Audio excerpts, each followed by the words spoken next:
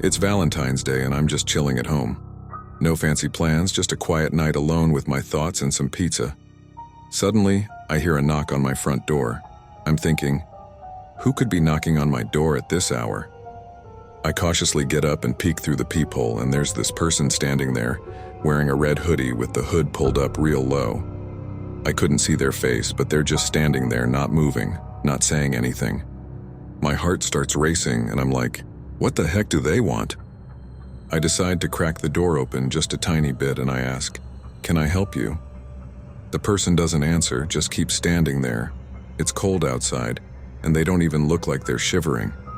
I'm getting weirded out at this point, and I'm like, you got the wrong house or something? Still, no response. They're just staring at me with these empty eyes, and I can feel this weird energy in the air, like something ain't right. I'm about to slam the door shut when they finally speak, but it's in this low, whispery voice that sends shivers down my spine. They say, I need to come inside. I ain't no fool, so I slam the door shut and lock it. My heart's pounding, and I'm thinking this is some kind of sick Valentine's Day prank. But then, I hear them start knocking again, louder and more insistent this time. It's like they're trying to break the door down. I grab my phone and dial 911, telling them there's someone outside my house and I'm scared for my life. The operator tells me to stay on the line, and the cops are on their way. I'm just standing there, watching the door shake from the force of this person banging on it. Finally, the banging stops and it's dead quiet outside. I'm thinking maybe they gave up and left, but I ain't taking any chances. I stay on the line with the operator, and a few minutes later, I see the flashing lights of the police car pulling up to my house. The officers come to my door and I let them in. I tell them everything that happened and they go outside to check things out. I can hear them talking on their radios, and they tell me there's no sign of anyone around. No footprints in the snow, no trace of the person in the red hoodie. But then one of the officers notices something strange. The back door leading to my backyard is wide open. My heart sinks and I tell them I didn't leave it like that. They cautiously enter my backyard, guns drawn, and I'm sweating bullets at this point. They search the backyard and I'm praying they don't find anyone. But then, they come back and tell me they found a trail of rose petals leading from the backyard door to my bedroom. My bedroom, where I had been just moments before all this started. They carefully search the house, but there's no one inside. My heart is pounding like a jackhammer, and I can't believe someone was in my house while I was on the phone with the police. The officers say they'll keep an eye on the area and advise me to stay with a friend or family member for the night. As I'm packing a bag, I hear the officers talking on their radios. They're saying they found the red hoodie tossed in a nearby dumpster. The person had apparently changed clothes and vanished into the night. I leave my house, never finding out who that person was or what they wanted. It's been years, but I still can't forget that night, and I always lock my doors tight on February 14th. So if you ever hear a strange knock on your door on Valentine's Day, don't open it. No matter what, you never know who or what might be on the other side, and they might just find another way in. It was Valentine's Day, the kind of day you'd expect to be filled with cheesy gifts and reservations at fancy restaurants. Me and my girlfriend, let's call her Sarah to keep things simple, decided to do something different. We planned a road trip to a little-known trail outside our town, thinking a hike would be a perfect way to spend the day together, away from all the cliché. The weather was on our side, chilly but not too cold, with a clear sky. The trail was more secluded than we anticipated, with hardly any signs of other hikers. It was exciting in a way, feeling like we had the whole world to ourselves.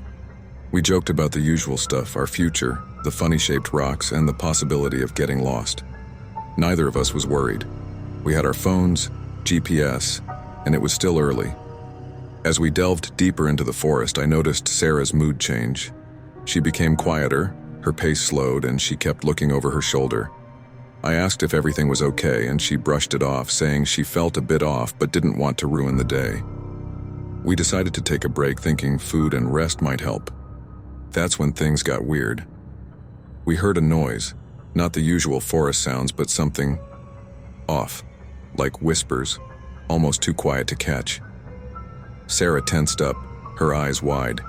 I tried to laugh it off, suggesting it was probably just other hikers or an animal. But deep down I felt uneasy too.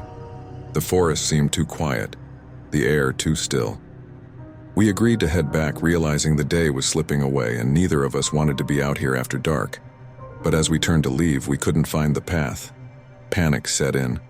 We were sure we hadn't strayed off, yet everything around us looked unfamiliar. Our phone somehow had no signal and the GPS was glitching, showing us moving in circles. Hours passed and the light began to fade. Sarah was on the verge of tears and I was doing my best to stay calm, but fear was gnawing at me. Then, out of nowhere, a figure appeared. An old man dressed in clothes that seemed decades out of place, standing silently before us. He didn't speak, only gestured for us to follow him. Desperation overrode our hesitation. We followed him as he led us through the thickening trees until, miraculously, we emerged onto the familiar path, just a stone's throw from our car. Turning to thank him, we found he had vanished without a trace. We drove home in silence, the weight of our experience sinking in. We never spoke of it to anyone, fearing they'd think we were crazy. But something changed between us after that day. A shared look would sometimes pass, an unspoken acknowledgement of the fear we'd faced and the inexplicable help we'd received. Who was the old man? How did we lose our way so completely? And how, in our moment of greatest need, did help appear so mysteriously?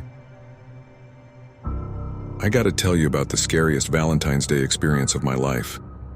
It all happened at the movies, and I can't believe I made it out alive. So grab your popcorn, and let me take you through this nightmare. It was February 14th. My girlfriend Emma and I decided to go see a movie to celebrate. We picked this new thriller that just came out.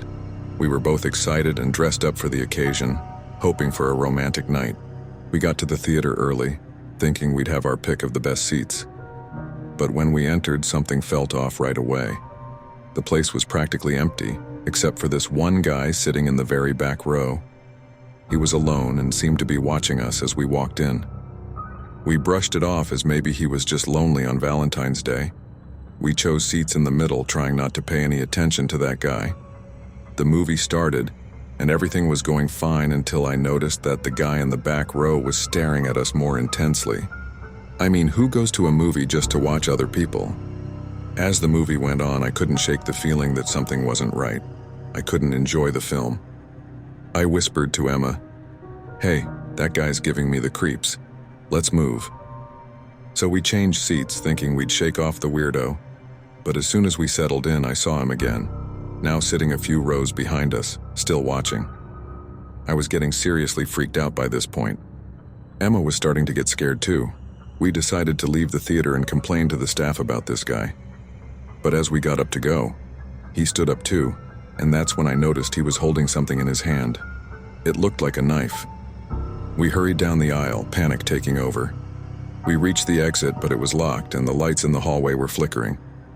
We turned back to face the guy, and he was slowly walking towards us, that wicked grin on his face. I swear I've never been more terrified in my life. We darted into a side door, hoping to find help or a way out, but it just led us to a dark, creepy hallway. It was like something out of a horror movie. We could hear his footsteps getting closer, and we had no choice but to keep running. We finally found an emergency exit, and as we burst outside, we saw a security guard patrolling the area. We ran up to him and told him everything. He called the police, and they arrested the guy inside the theater. Turns out he had a history of stalking and was carrying a weapon. I still get chills thinking about that night. It was supposed to be a romantic Valentine's Day, but it turned into a real-life horror story. I'm just glad we made it out of there in one piece.